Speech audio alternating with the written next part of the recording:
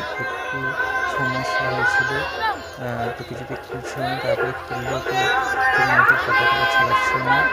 তারপর সমস্যার সমাধান করা হয় এবং ঠিকঠাক পতাকাটা উত্তোলন করা হয় এবং সবাইকে স্বাধীনতার শুভেচ্ছা জানানো হয় এবং স্বাধীনতা কীভাবে এসেছে, শুধু পতাকা উত্তোলন করলেই স্বাধীনতা হয় না, স্বাধীনতা মনে আনতে হয়, চিন্তায় আনতে হয়। নেতাজি সুভাষচন্দ্র বোস যেভাবে আমাদের মস্তিষ্কে তিনি বসবাস করছেন, তিনি আজও জীবিত না মৃত তা আমরা জানি না সঠিকভাবে, কিন্তু তিনি আমাদের মস্তিষ্কে জীবিত। তার চিন্তাধারাতেই আমরা চলতে চাই। আমাদের এখন দেশ স্বাধীন হয়েছে শুধুমাত্র ক্ষমতা হস্তান্তর, কিন্তু আমরা সঠিকভাবে স্বাধীনতা এখনও পাইনি।